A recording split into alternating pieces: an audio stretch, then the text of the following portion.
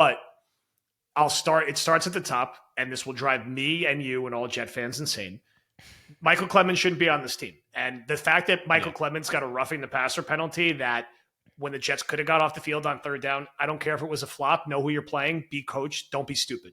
Michael Clemens is a losing football player, and shame on the Jets for not adjusting that in the offseason.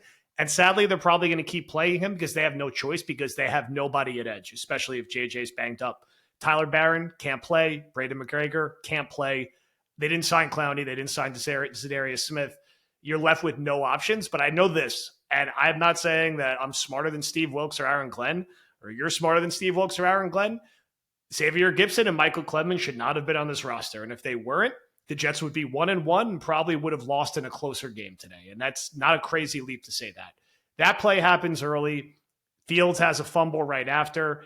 And it felt like at that point, the Jets went into classic Saleh era, even parts of the Bowles era.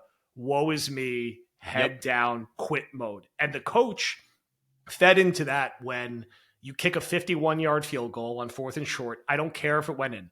It doesn't matter that the results played out, just like the 2-point play in week 1. I don't care they didn't get it. It was the right call to be more aggressive. You are playing a Super Bowl favorite. You're just going to win 5 or 6 games this year, according to Vegas. You have to play aggressive.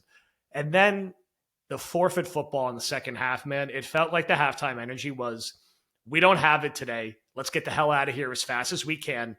Let's run the clock, and we're punting down 20 on 4th and short.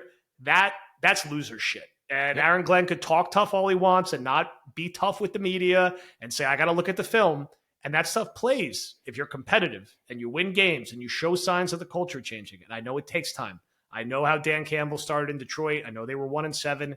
I said this could be like the 2013 Jets. And what you have to remember is they won some games and then they would go lose by 40 to the Bengals. Like, there's an up and down variance because they lack talent. What I won't get over and what I will not stop from calling out is that type of mentality, the punting and giving up on the game, the bomb field goals that make no sense when you have a massive quarterback who you can and should tush push with or come up with some other short yardage package for.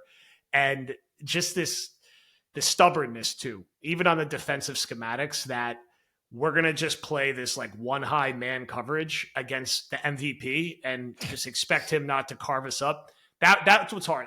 The Jets losing by 20 to the Bills in a vacuum bluntly makes sense. It's just how it played out. And I really hope today is teaching tape and a wake-up call to parts of this coaching staff that certain things like that they may have thought to be true and that they can get away with just aren't going to fly, especially when you're playing this caliber